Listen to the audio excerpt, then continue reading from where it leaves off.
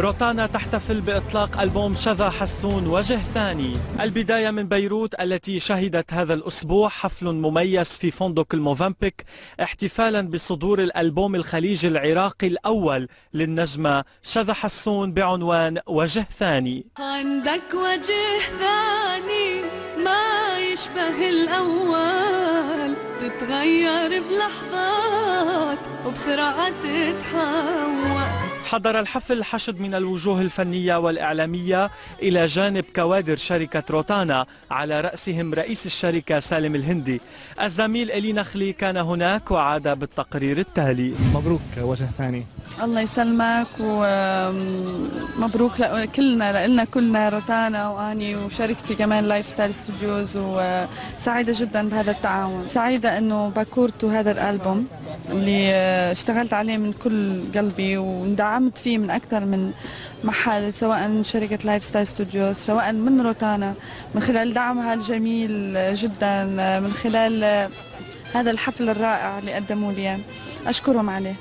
هي لا شك شذا طبعا فنانة مميزة، وقدرت في فترة بسيطة أن تثبت نفسها على الساحة الغنائية، خصوصا احنا في الساحة الخليجية ترى نفتقر الأصوات النسائية، فبالتالي شذا من الأصوات الجميلة بالخليج، وهي طبعا حازت على المركز الأول في ستار أكاديمي، وزائد ان طبعا ما شاء الله اختيارات حلوه كانت لهذا الالبوم، فقلنا نعطيها كل الدعم لتكون ان شاء الله نجمه في مصاف الاولى، واحنا نراهن عليها ان شاء الله. دعم مش بس من الشركه، من نجوم الشركه الفنانه احلام استاذ عبد الله رويشد، عبد الرب ادريس، واللقاء الكبير مع الامير بدر بن عبد المحسن.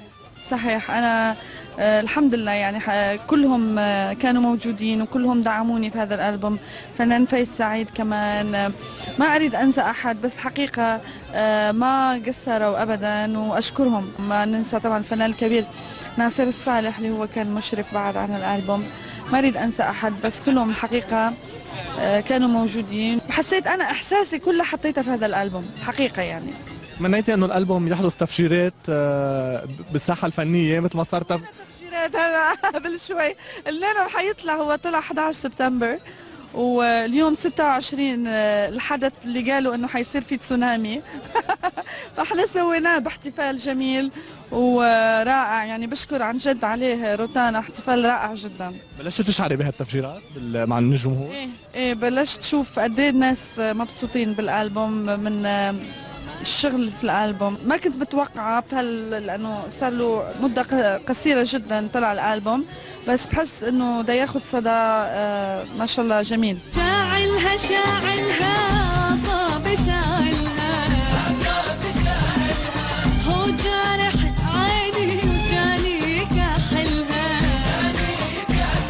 ما فيني الا ما لبي دعوتها وفرحتها فرحتي، وشذا فنانة بترفع الراس، واطلاق البومها من لبنان هذا دليل قديش بتحب لبنان، وانا في بيني وبينها مودة خاصة، غير تقديري الكبير لها كفنانة محترمة ولائقة وصوت حلو كثير. يعني أنا بحس شذا من الناس اللي كثير اشتغلوا على حالهم، صوت شذا من الأصوات اللي بتلبي، وصوت مليان وحنون، وبيقدر إذا بدك يصيب. ليه بعد لليوم ما صار تعاون؟ لا نحن عم نحضر، يعني ما لحقنا بهيدا الشريط، بس الشريط الجاي أكيد رح يكون في شيء. شذا صار عندها خط لها، وهذا الشيء كثير صعب يعمله الفنان. بهالسرعه هيدي يكون في خط لشذا. يعني انا كنت عم سمع اغنيه لفنان مثلا يقول لي هيدي خرج شذا، هذا شيء كثير مهم.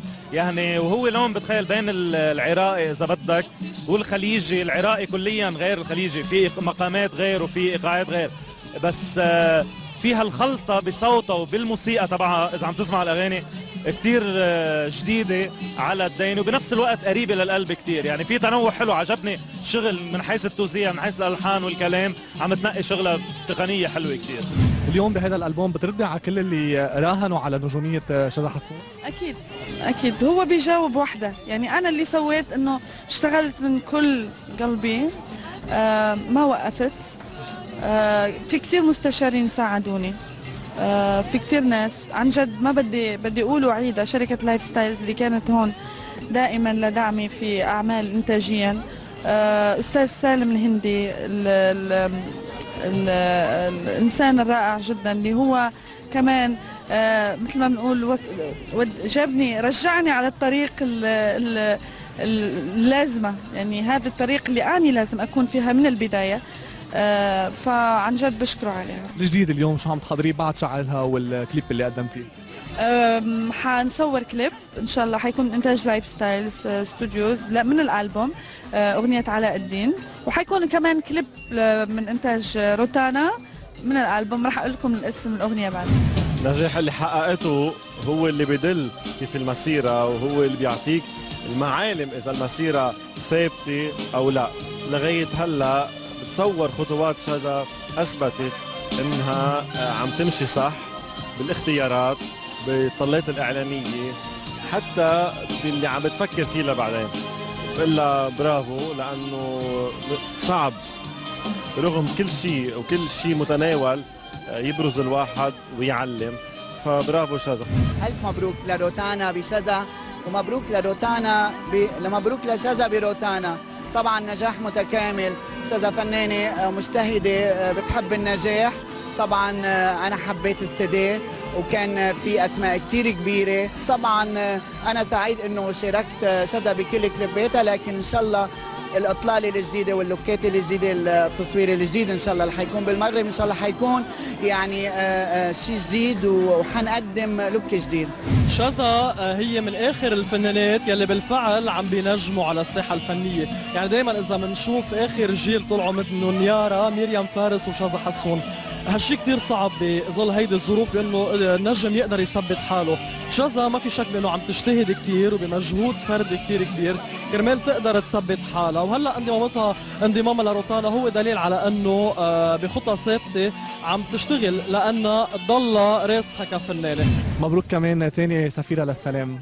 الله يسلمك، سعيده جدا بهذا نومينيشن بعد اللي ان شاء الله يوم 24 اكتوبر راح يحتفل فيها في دبي تحت رعاية الشيخ محمد بن راشد آل مكتوم. مسؤولية كبيرة، واكيد ان شاء الله راح اقول لكم في وقتها شنو كل الاشياء اللي راح اسويها في الفترة القادمة.